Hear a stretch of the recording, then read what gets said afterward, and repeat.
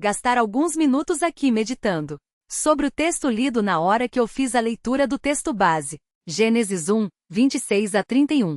Abra sua Bíblia nesse texto. Mantenha aberto aí e vamos caminhar um pouquinho mais na exposição da Palavra de Deus.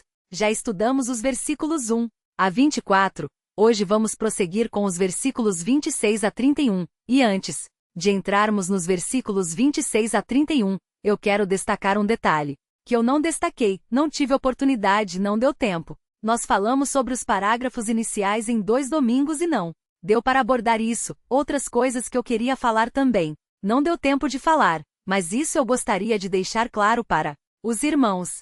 Os versículos do texto anterior, os versículos 1 a 25, é importante que os irmãos observem que existe, na disposição como Deus agiu e na disposição como são registradas as ações de Deus no primeiro capítulo, nesses primeiros parágrafos. Existe uma tríade de dias, ou melhor, 2 tríades de dias. O que é uma tríade? É uma composição, um conjunto de 3. Então nós temos 2 tríades, compostas por cada uma delas 3 dias, e o modo como o Senhor age, o modo como o texto caminha na medida em que ele expõe essas 2 tríades de dias é da seguinte maneira. No primeiro dia Deus fez a luz, mas ele não fez os luzeiros, ele fez apenas a luz. No primeiro dia ele disse, haja luz e houve luz. Então guardem isso no segundo dia, estou falando sobre a primeira tríade, os dias 1, 2 e 3. No segundo dia Deus preparou o céu e a água. Ele fez uma separação entre o céu e a água, isso no segundo dia. E no terceiro dia, ele fez uma separação. Ele fez a terra seca e a vegetação. Então notem, nós temos na primeira tríade, nós temos o cenário em que o restante da criação vai se processar. Deus monta então primeiramente o cenário. No primeiro dia, a luz. No segundo dia, céu e água. No terceiro dia, terra e vegetação. E aí então vem a segunda tríade. Na segunda tríade, no primeiro dia da segunda tríade, que é o dia número. Qual é o dia da segunda tríade? Dia 4. É a segunda tríade. No primeiro dia da segunda tríade, então ele faz os luzeiros, o espaço, do qual emanava a luz e que possibilitava a existência de dia e noite. Porque muitos perguntam como é que podia ter dia e noite no primeiro dia e noite no segundo dia e tarde, né? Manhã e tarde, desculpem, manhã e tarde do primeiro dia, manhã e tarde do segundo dia, manhã e tarde do terceiro dia, se não tinha luzeiros. Essa luz fazia essa função. A luz do primeiro dia fazia função. Então a terra girando, essa luz fazia a função do sol. No quarto dia, que é o primeiro dia da segunda tríade, então ele faz os luzeiros. Ele começa a encher o espaço de onde emanava a luz. Ele coloca os luzeiros, o sol, a lua, as estrelas. No segundo dia da segunda tríade, que é o quinto dia, ele faz os peixes e as aves. Ele preenche o que ele fez no segundo dia da primeira tríade. Estão acompanhando? Vai fazendo um desenhinho aí. Faz a listinha que você vai guardando. Desenhe um grafiquinho na sua cabeça. 2 listinhas. Então, no segundo dia da segunda tríade, que é o quinto dia, ele faz então os peixes e as aves. Ele preenche a água e preenche o céu, peixes e aves. E no terceiro dia da segunda tríade, que é o sexto dia, o que ele faz? Ele faz os animais e os seres humanos. Ele preenche a terra no terceiro dia da primeira tríade, ele fez a terra, a vegetação. Agora ele preenche esse espaço com os animais e o homem. Então nós vemos a preparação do cenário e depois da preparação do cenário, na primeira tríade, ele então preenche o cenário com os personagens que vão habitar nesse cenário. E ele faz isso nos 3 dias da segunda tríade. O que isso nos ensina acerca de Deus? Como nosso Deus é? Nosso Deus é um Deus inteligente, planejador, ordenado, organizado. Ele segue as coisas numa sequência óbvia, lógica e inteligente. E se nós quisermos ser pessoas que apresentam algum grau de qualidade, algum grau de maturidade, algum grau de sabedoria, nós temos que ter na nossa vida essas mesmas qualidades. Nós temos que planejar antes de fazer, pensar antes de executar, fazer as coisas com ordem, inteligência e planejamento. Não podemos agir como pessoas amalucadas, tocando a nossa vida como a vida nos levar. Aquela música dos Titãs, né? O acaso vai? Não, não, nada disso. Deixa a vida me levar? Não, esse Deus que nós descrevemos. Agora aqui, esse Deus é o nosso Deus. E Ele nos fez à sua imagem. E é necessário que a nossa vida seja organizada, direcionada e planejada de tal maneira que reflita algo dele.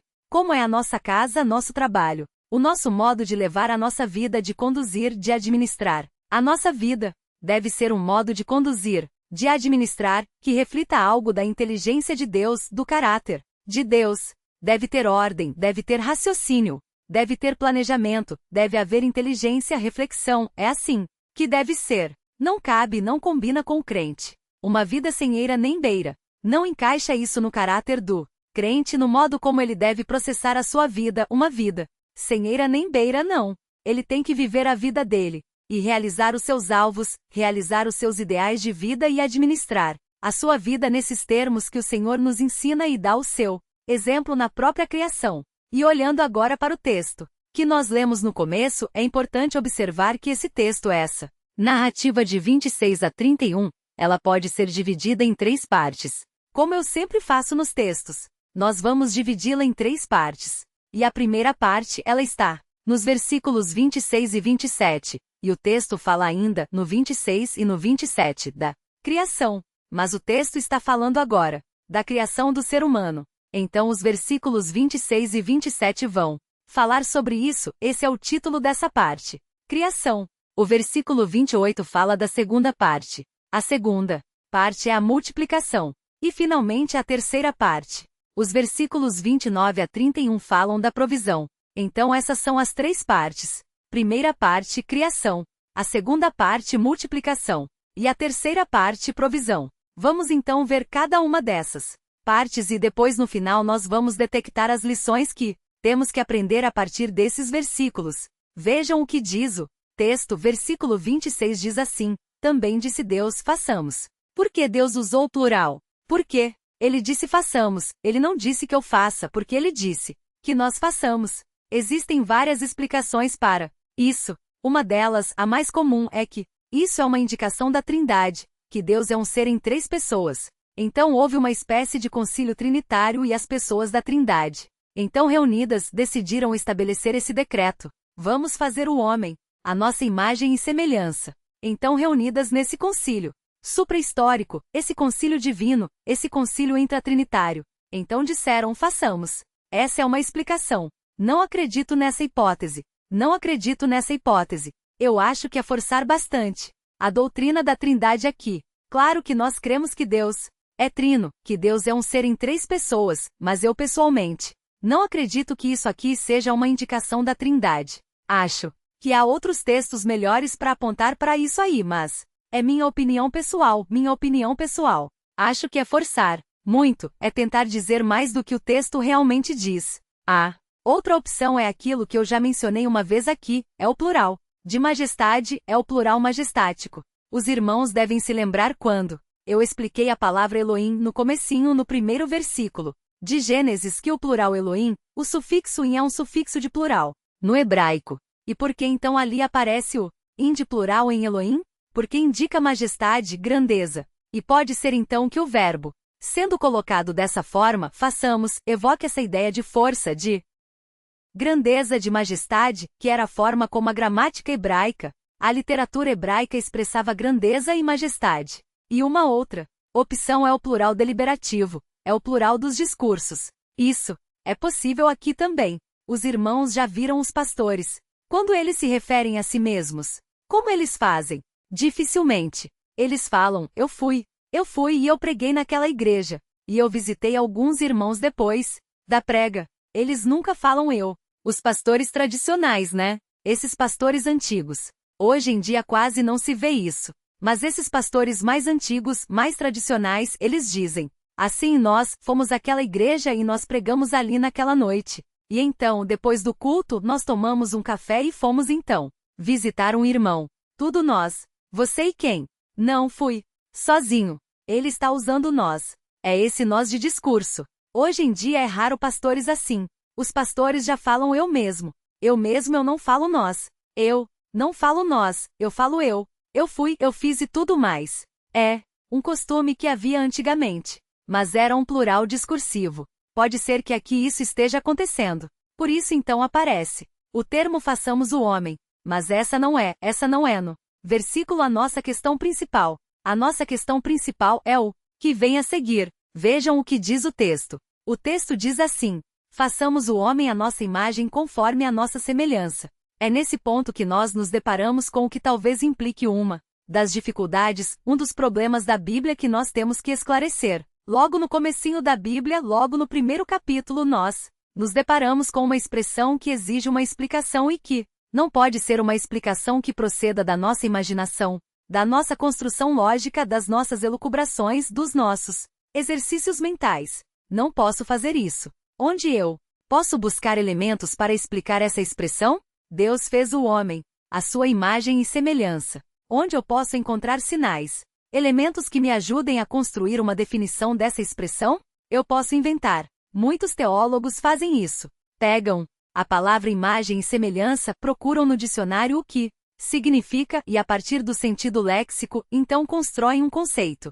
Muitas vezes, claro, um dicionário, um léxico hebraico e lendo então ali, constroem ali algum conceito sobre imagem e semelhança. O problema é que as palavras isoladas, elas não significam basicamente nada. As palavras isoladas são apenas sinais sonoros. Talvez dizer que elas não signifiquem nada é um exagero, mas a grande realidade é que as palavras só adquirem significado quando elas estão dentro de uma frase, quando elas estão dentro de um texto, de uma frase, de um parágrafo, é aí então que nós conseguimos encontrar o significado delas. Fora de uma frase, elas podem ter vários significados. Elas podem ter um leque de significados. Se eles estiverem fora de uma frase, ou de um parágrafo, ou de um versículo, enfim, não dá para saber. Se eu falo para os irmãos a palavra casa, os irmãos não sabem o que significa. Não sabem o que eu quis dizer, porque eu posso falar de uma construção, eu moro numa casa verde, eu posso estar falando de uma família, os da casa de Chloé me informaram, posso estar falando de uma família? Posso estar falando de uma empresa? Eu trabalho na casa. Alguém me aborda, onde você vai? Não, eu trabalho, eu sou da casa. Posso estar falando de uma empresa? E posso estar falando de um furinho na minha camisa? Olha, o botão não está cabendo na casa. Ou seja, a palavra isolada não tem significado nenhum, enquanto ela não está dentro de uma frase. Então, onde é que nós vamos encontrar o significado da expressão imagem e semelhança? Em primeiro lugar, é importante que os irmãos se lembrem de outros sermões que eu preguei aqui, de outras explicações que eu dei acerca do uso dessa espécie de figura de linguagem que nós chamamos de indiadiz. Lembram disso? Vocês se lembram da expressão indiadiz? O que nós temos aqui é uma indiadiz. Mas o que é isso? O que é uma indiadiz? Indiadiz é a junção de três palavrinhas gregas em dia e diz. E o que significa isso? Significa um através de dois. Ou seja, o escritor usa duas palavras para se referir a uma coisa só. Isso é em díades. O escritor usa duas palavras para se referir a uma coisa só, e essa é uma linguagem comum. Eu digo, por exemplo, nós somos sombra e pó, uma frase que eu escutei no filme Gladiador. Vocês não se lembram dessa frase? Não, né? Um dos personagens fala, nós somos sombra e pó. Eu guardei isso na cabeça. Vocês tinham Gladiador várias vezes. Estão guardando a cabeça, somos sombra e pó. O que significa? A sombra é a alma, pó é o corpo. Deixa de ser tonto. Sombra e pó é a mesma coisa. Significa, nós não somos nada. Eu estou dizendo nada usando duas palavras, sombra e pó. Isso é uma endíades. Eu me refiro a uma realidade só, usando duas palavras diferentes. O que é? Então imagem e semelhança? Então vêm as explicações. Imagem é o corpo, semelhança é a alma. Gente, chuta tudo isso no lixo. Nada disso tem sentido. Imagem e semelhança têm um significado.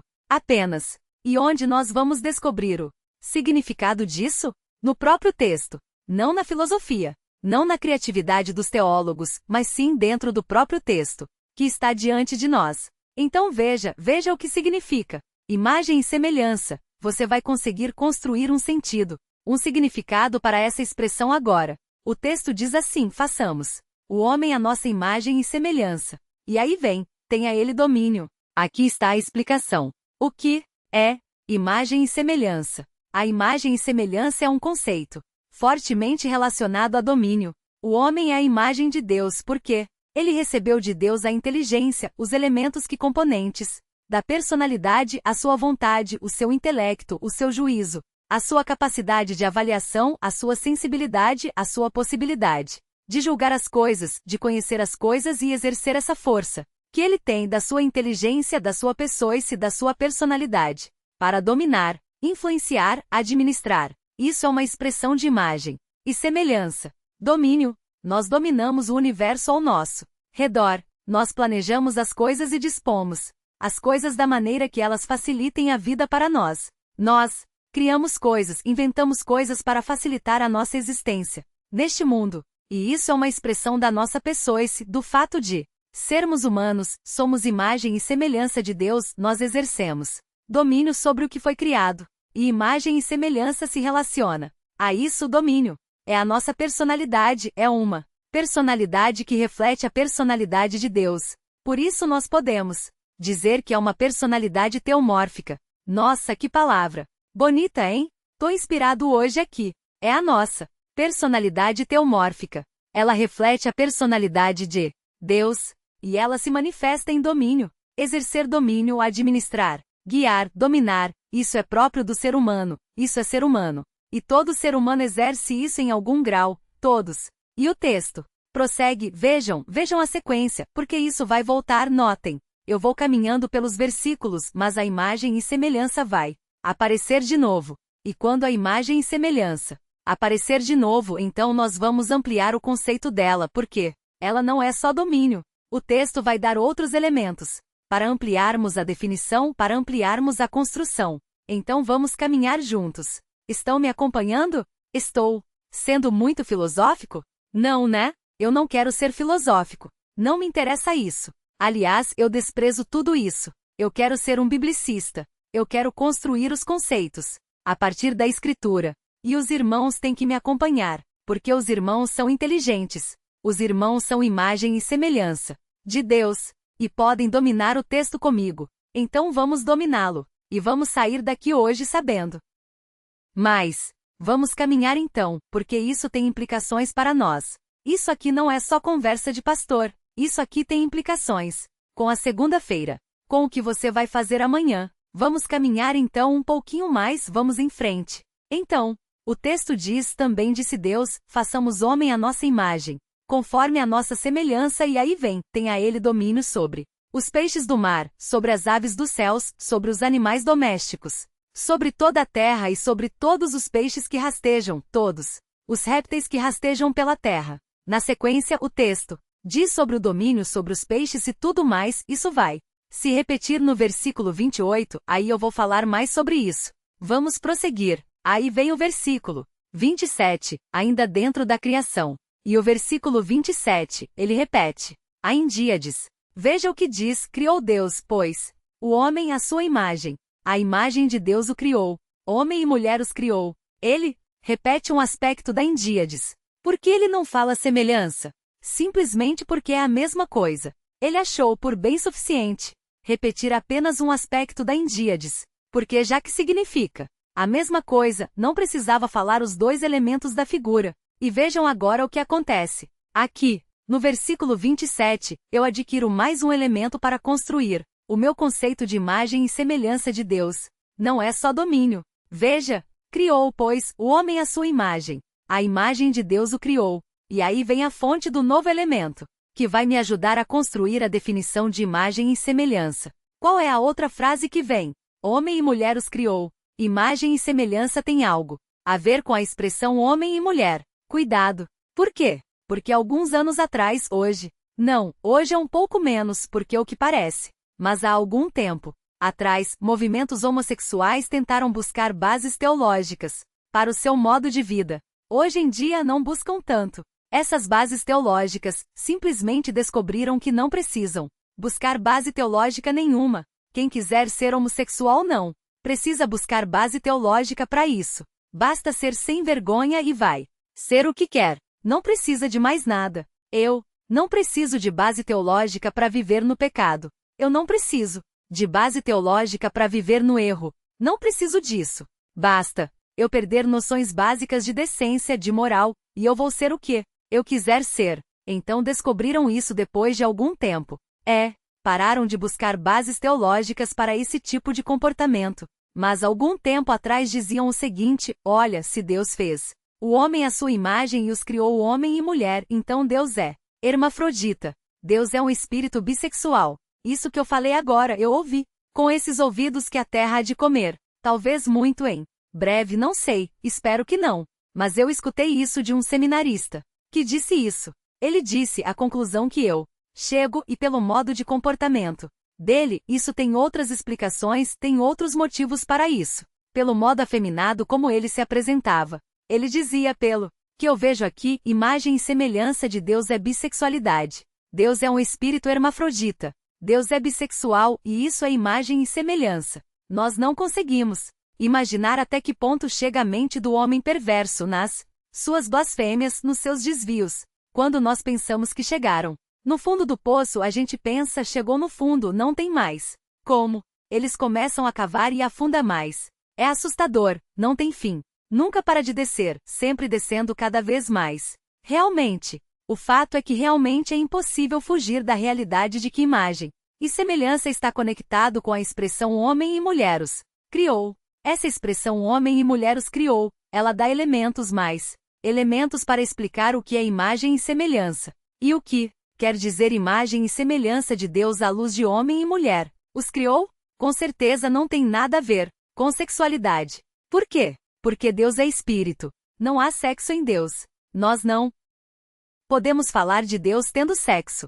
Isso não existe. Ele é um ser espiritual. Jesus disse em João 4, Deus é espírito. E não há sexualidade em espíritos. Deus se apresenta como Pai, como Filho, como Espírito Santo nessa linguagem masculina, mas ele faz isso não para ressaltar sexualidade, mas sim para ajustar a sua linguagem. Aquilo que nós podemos entender. A figura do Pai, aquele que é eternamente gerado, o Filho, o Espírito Santo. Então nós podemos entender essa linguagem porque não há como se comunicar conosco de uma forma que não seja a partir do vocabulário que nós temos. Mas não podemos, a partir disso, imaginar que existe sexualidade, que existe sexo em Deus. Não há. Então, como explicar imagem e semelhança a partir da expressão homem e mulher os criou? É simples. Quando o Senhor inseriu isso, homem e mulher os criou, conectado ao conceito de imagem e semelhança, ele quis dizer o seguinte: o homem será um ser capaz de se relacionar num grau profundo, intenso com o seu semelhante.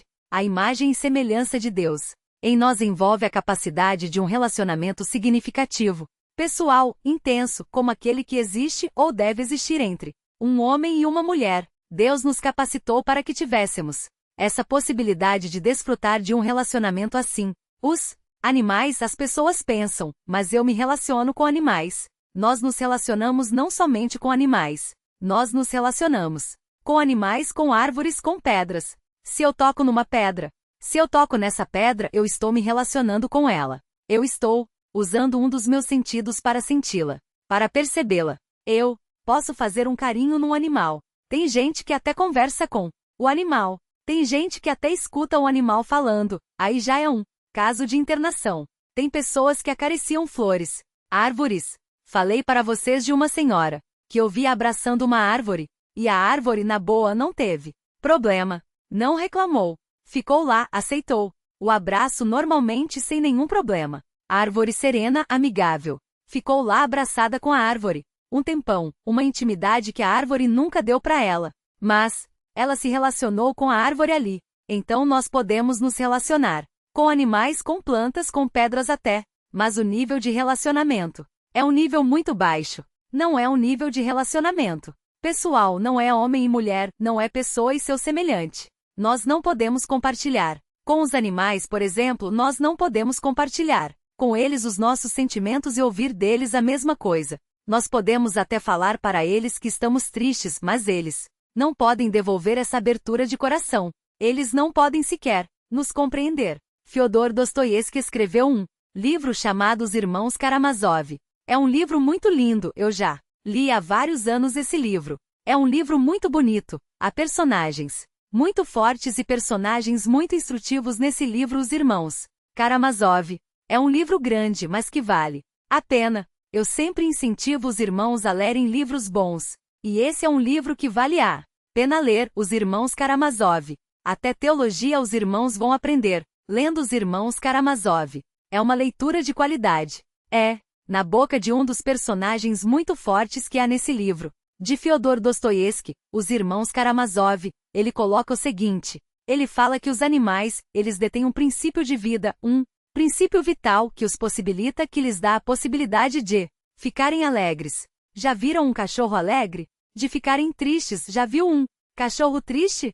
Já viu gato triste? Já viu rato triste? Rato eu nunca vi, mas nós vemos animaizinhos tristes, alegres. Os animais eles sentem medo, ficam assustados, ficam apavorados. Nós percebemos esses elementos nos animais. Há um princípio, como disse Fyodor Dostoiévski, há um princípio vital neles que os capacita a isso, mas isso não é suficiente para que eles se relacionem conosco, no nível pessoal. Nós, porém, fomos criados assim.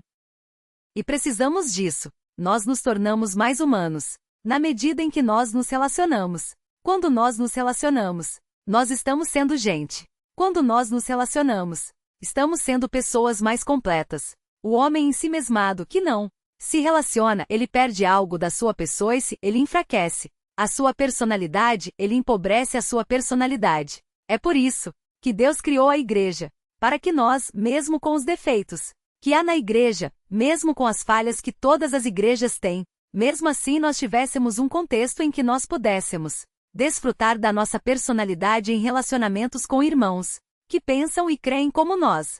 Por isso a igreja é importante. Até para nos tornar mais gente, fazer de nós mais gente, mais humanos, mais pessoas. Os irmãos devem ter assistido um filme chamado Náufrago, em que estreia o Tom Hanks. É um filme bem antigo, já assistiram esse filme? O náufrago sozinho numa ilha, sem poder se relacionar com ninguém, precisava falar com alguém. Vocês se lembram? O que ele fez? Um dia ele cortou a mão, e quando cortou a mão, tocou numa bola e ficou na bola ali carimbada algo parecido com o rosto. Ele então colocou 2 olhinhos, uma boquinha, e como a bola era Wilson, aquela bola passou a ser o amigo dele chamado Wilson. Ele conversava com o Wilson todos os dias. Um dia ele perdeu o Wilson, ficou desesperado.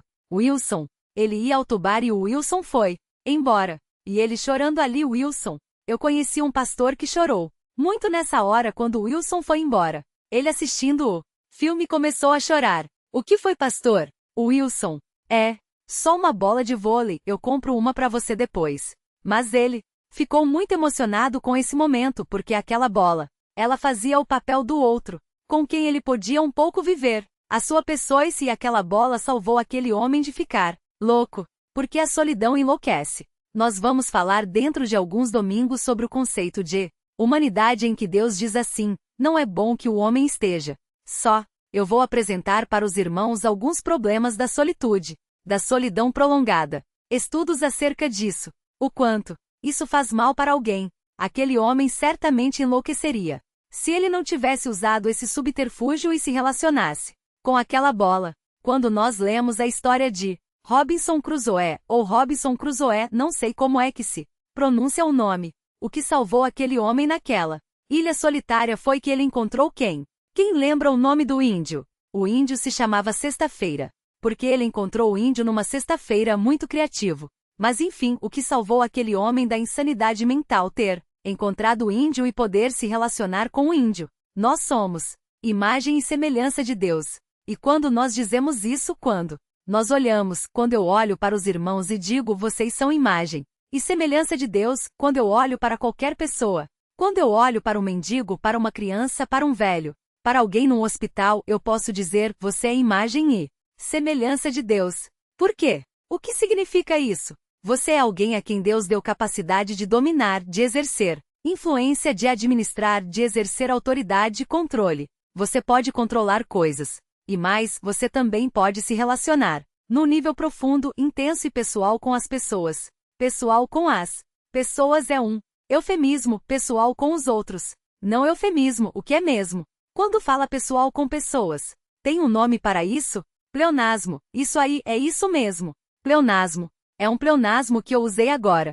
Pleonasmo é feio, né? Falar conjuntivite. No olho, isso é pleonasmo, isso é feio falar. Mas, irmãos, enfim, por que essas coisas são importantes para nós? Porque nós temos que rever, como imagem e semelhança de Deus que somos, nós temos que rever o modo como temos vivido a nossa pessoice, como temos vivido e administrado, a nossa capacidade de influenciar e controlar. Como é que você exerce o seu poder de controle? Como é que você exerce a sua autoridade? E mais, como é que você se relaciona? Qual é a qualidade do seu relacionamento? Ou dos seus relacionamentos? Se você exerce a sua capacidade de controle, de autoridade, de domínio de forma correta, você é mais humano.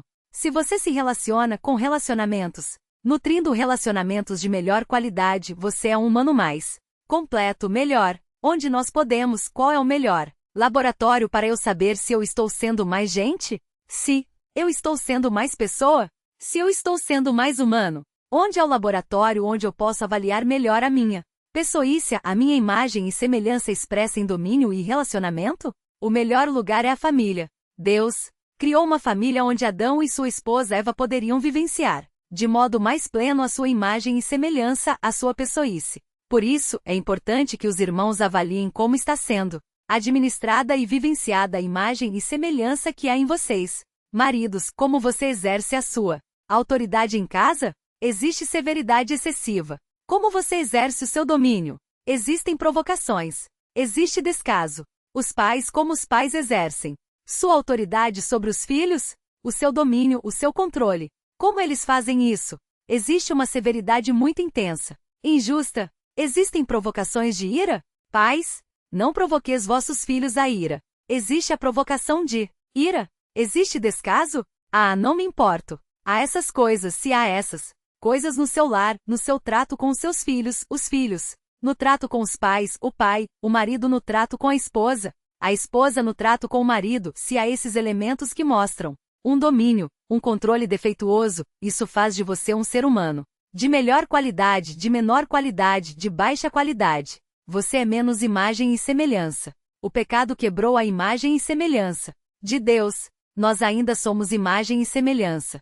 de Deus, mas o espelho que reflete essa imagem e semelhança foi quebrado pelo pecado. E quanto mais você mostra que esses fatores ligados a domínio e a controle são mal administrados, mais isso mostra que o seu espelho está fragmentado. Há mais fragmentos no seu espelho. E como você cuida não só do aspecto de controle, de domínio, de administração das coisas, mas também como você cuida dos seus relacionamentos. Há um tema que eu nunca falei. Eu acho não me lhe ter falado, mas eu nunca falei aqui sobre os relacionamentos entre irmãos dentro de uma casa. Mas eu vou dizer 3 palavras, 3 palavrinhas só, que muitas vezes caracterizam os relacionamentos dos irmãos dentro de casa. Muitos aqui são filhos únicos. Isso ajuda. Se bem que o filho único pode cometer esses erros em relação aos pais. Ser filho único não protege as pessoas de alguns pecados. Mas eu quero me concentrar na questão do relacionamento dos irmãos em casa, dentro de casa. E quero apontar 3 palavras. Primeiro, provocações. Os irmãos se provocam mutuamente. Ah, é da idade. Mentira. É da natureza pecaminosa. É pecado. É podridão espiritual, provocações. Brincadeiras que irritam, que agridem, que ferem, provocações que tiram a paz da pessoa e da família. São relacionamentos vividos em baixa qualidade, que mostram a fragmentação da imagem e semelhança de Deus naquela criança, naquele adolescente, naquele jovem. Outra palavra, ofensas. Há irmãos que brigam como gato e cachorro. São inimigos. Não podem se ver. São como animais selvagens. Não podem olhar um para o outro. Se olhar um para o outro, onças. Estou falando algo novo para vocês? É novidade isso? O problema é que nós achamos que isso é normal e não é. Isso é comum. Comum é diferente de normal. Isso é comum, mas isso não é normal. Isso está fora da norma. E se está fora da norma, não é normal, é anormal, é errado. Os irmãos não devem brigar como animais, se ferirem. Há irmãos que se ferem, se machucam mutuamente. Alguns ramos mais liberais da psicologia moderna dizem que os pais devem até incentivar isso, porque isso realça o senso de competitividade das crianças. Os pais só devem interferir quando começar a sair sangue. Aí, opa, aqui passou do limite. Essa é a concepção de alguns ramos da psicologia secular. Mas quando nós aprendemos, quando nós olhamos para a Sagrada Escritura, aprendemos que isso é pecado, brigas, gritarias, ofensas, tudo. Isso é pecado. E há uma outra palavra que marca. Muitas vezes o relacionamento entre irmãos, dentro de casa. O desprezo, a humilhação, o afastar-se, o desprezar, o fazer com que o outro se sinta menor, se sinta menos importante, se sinta menos respeitado, o desprezo. O que é isso? Porque isso acontece no seio familiar, porque os relacionamentos são vividos numa dimensão em que a imagem e semelhança está totalmente fragmentada, a imagem e semelhança de Deus naquelas crianças, naqueles adolescentes, naqueles jovens, está totalmente fragmentada. E nós temos que interromper isso, interferir nisso, para que os nossos filhos, eles desenvolvam a sua pessoa-se com mais qualidade. E temos que nos vigiar nisso, para que nossos relacionamentos e nossa capacidade de controlar reflitam uma personalidade curada, restaurada de alto nível, de alta qualidade. Isso é imagem e semelhança. Como está a sua? Como está a imagem e semelhança de Deus em você? Imagem e semelhança não é um conceito ligado só a crentes, é a qualquer pessoa. Como está a imagem de Deus em você? Em quantos pedaços ela está quebrada? É necessário restaurar isso, vigiar, cuidar disso para que sejamos realmente mais humanos. O texto prossegue: faz quanto tempo que eu estou falando? Estou ensopado. Quanto tempo estou falando? Faz quanto tempo? Vamos parar de falar? Mais um pouquinho. Vocês aguentam mais um pouquinho? Aguentam? Exerçam a paciência. Não está na imagem de semelhança, mas exerçam um pouquinho da paciência. Mais um pouquinho, vou caminhar mais um pedacinho. Porque na realidade, os outros pontos são mais rápidos. Vejam, na sequência, nós chegamos no versículo 28. E aí no versículo 28 nós temos: a multiplicação é a segunda parte das nossas divisões.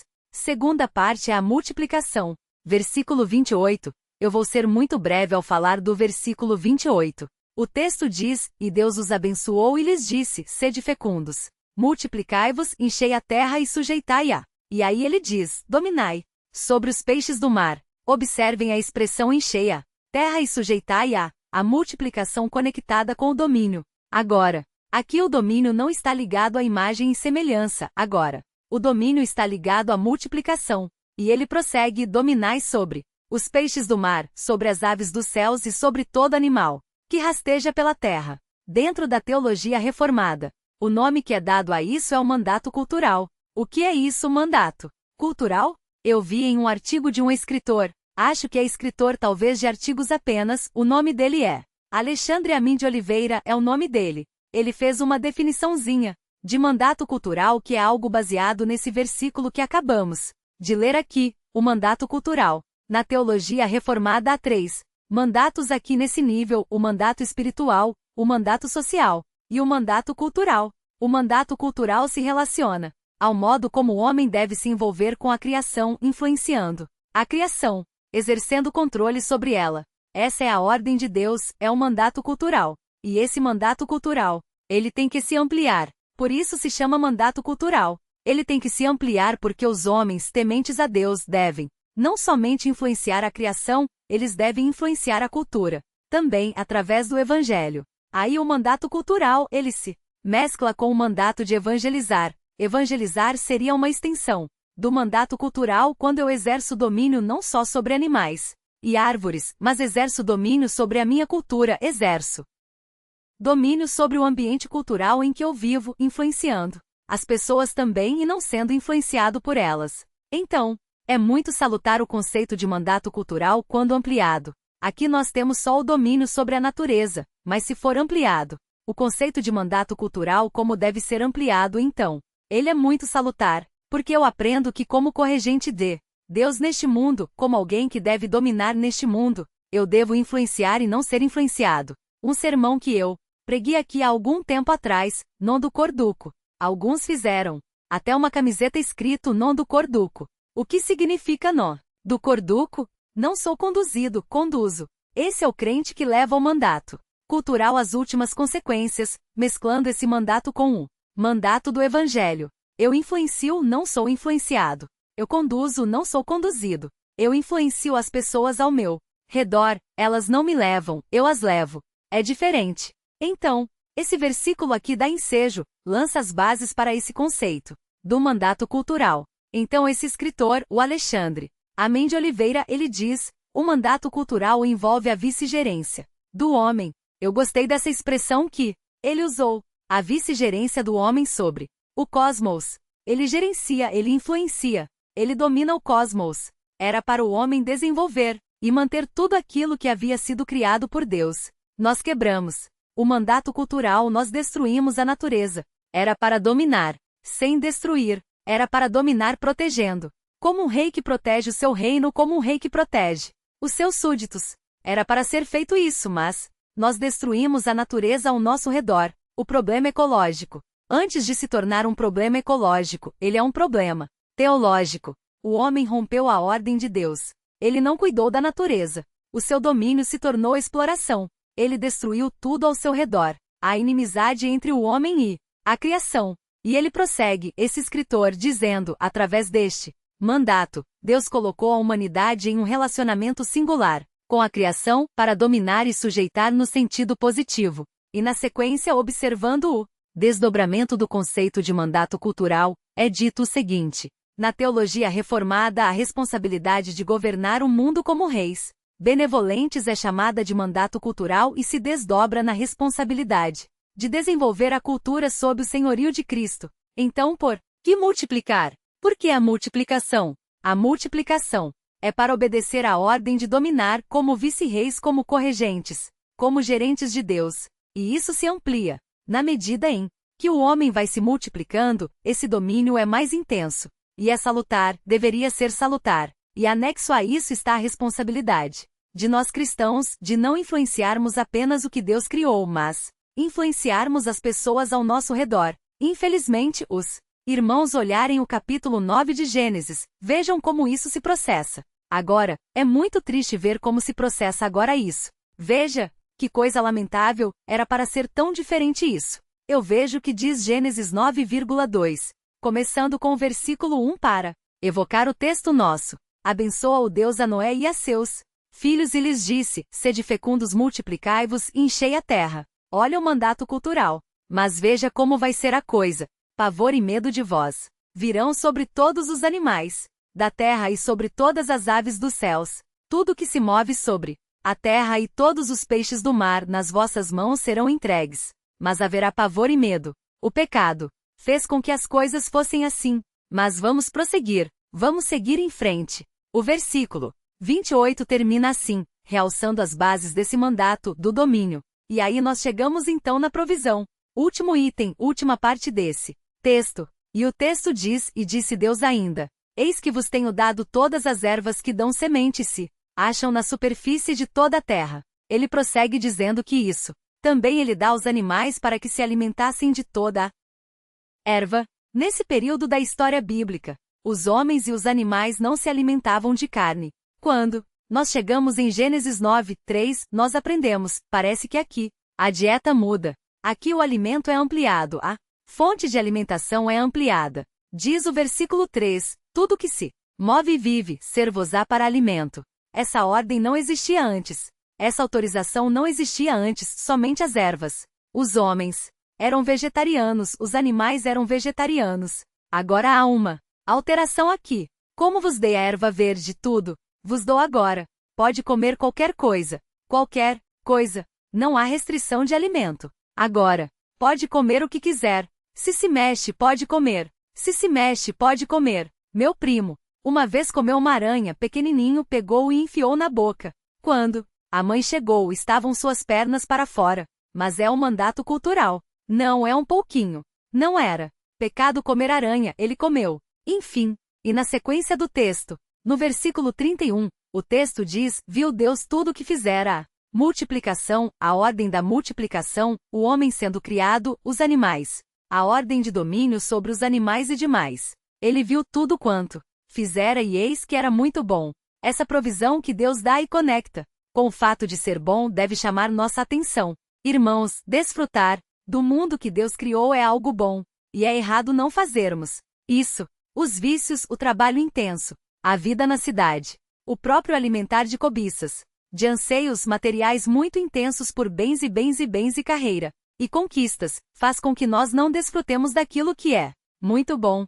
Deus disse: se alimentem das ervas. Isso é bom. Deus disse: dominem, exerçam domínio sobre toda a terra. Isso é muito bom. Se relacionem em profundidade.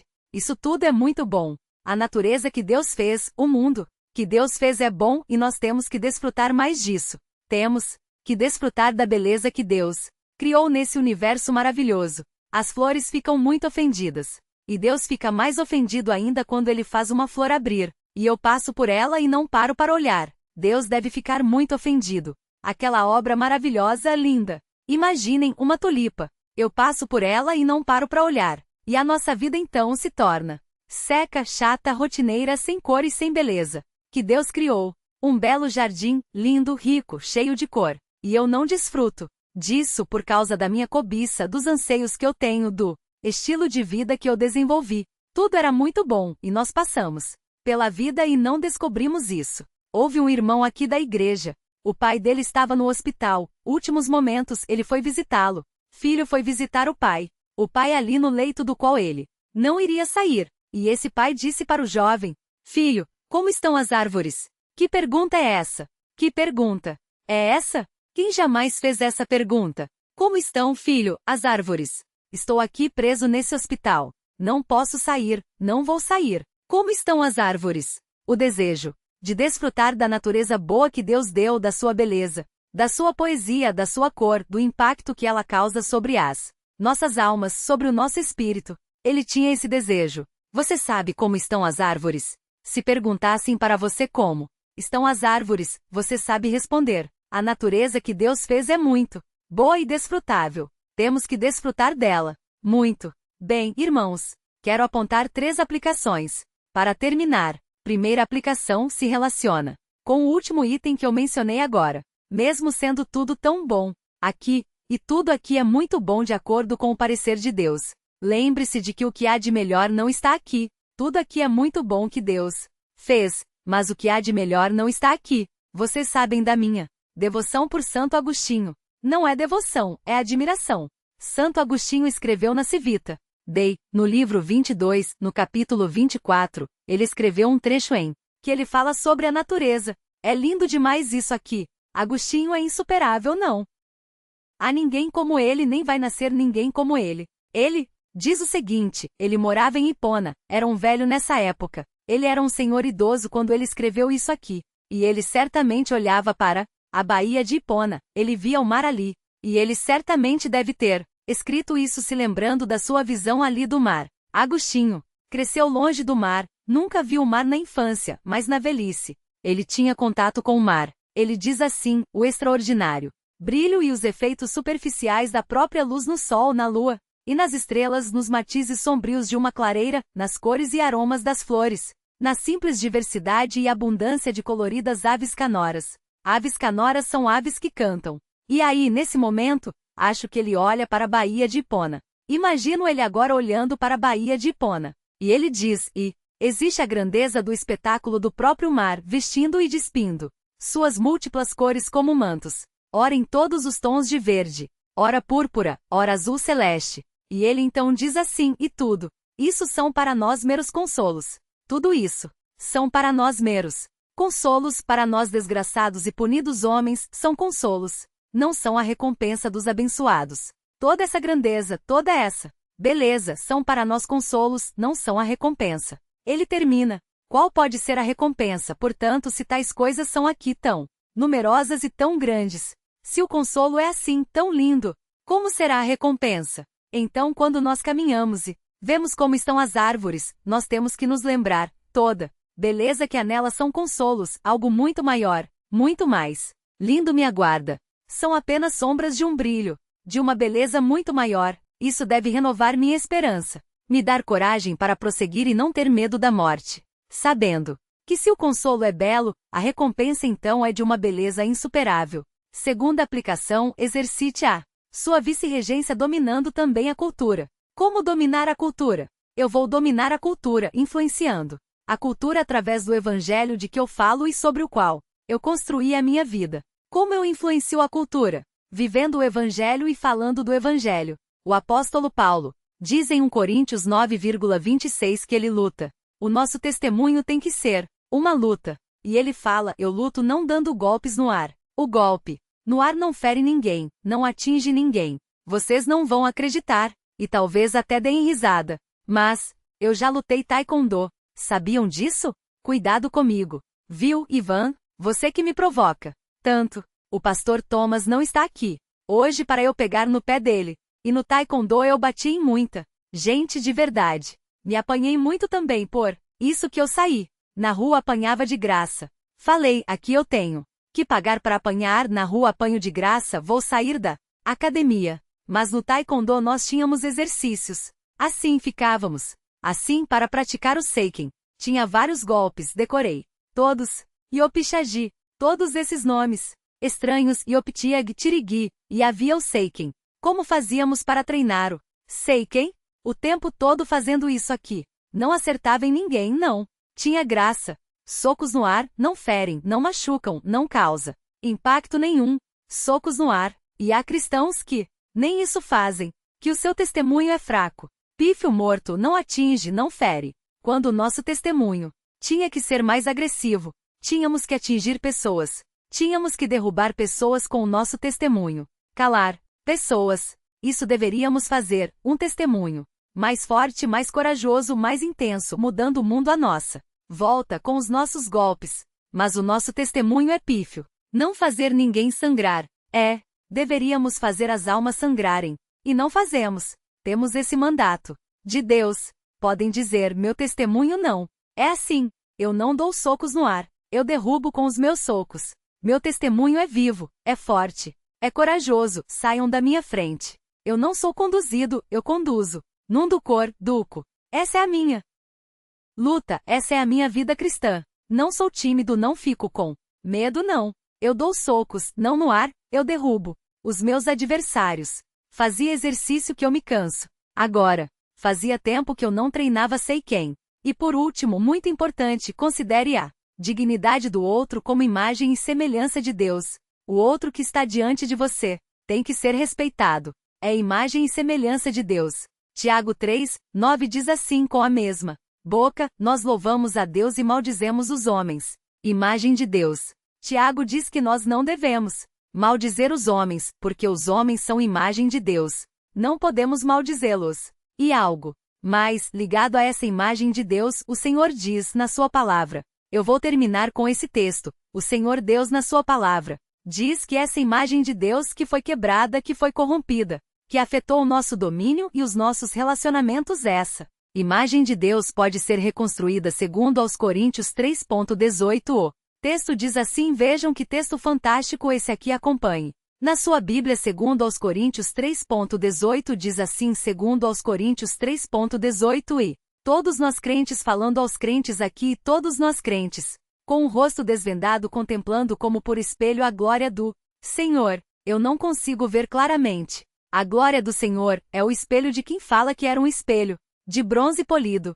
Não consigo ver claramente a glória do Senhor, mas esse espelho de bronze reflete o seu brilho. Eu posso contemplar a sua grandeza, posso contemplar a sua glória, posso aprender com a sua glória, posso ter a sua glória, a sua grandeza, seus atributos como modelos para mim. E contemplando esses atributos, contemplando essa grandeza, contemplando, ouvindo a sua voz, nós somos transformados de glória em glória em que? O que diz o texto? Somos transformados de glória em glória na sua própria imagem. A imagem foi quebrada, mas nos crentes ela começa a ser reconstruída. Como?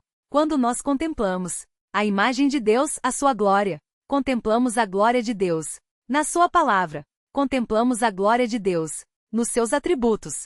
Contemplamos a glória de Deus na sua face, nas suas obras, nas suas palavras, nas coisas que ele diz. Eu vou contemplando essas coisas. Então a imagem de Deus, a minha capacidade de dominar, a minha capacidade de me relacionar, essas coisas que foram perturbadas e pervertidas pelo pecado, essas coisas vão sendo depuradas, melhoradas, consertadas, curadas. E a imagem de Deus em mim vai sendo restaurada de glória em glória. Como crente maduro, eu sou mais gente, eu sou mais humano. O meu domínio, a minha influência, são exercidos com santidade e sabedoria.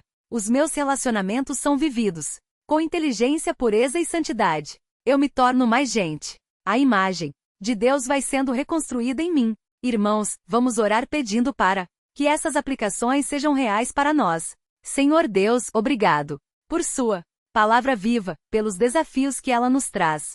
Ajuda-nos. Ó Pai, ajuda-nos a viver a imagem e semelhança de modo pleno, de modo santo, do modo como o Senhor quer. Ajuda-nos a exercer a influência, a cumprir o seu mandato, influenciando o mundo ao nosso redor em vez de sermos influenciados por ele. Ajuda-nos a vivenciar essas lições, para que sejamos expressões mais claras da sua obra criadora e para que o mundo ao nosso redor seja transformado pelo nosso trabalho, pelo nosso testemunho, pela nossa influência. Nós pedimos isso em nome de Jesus. Amém.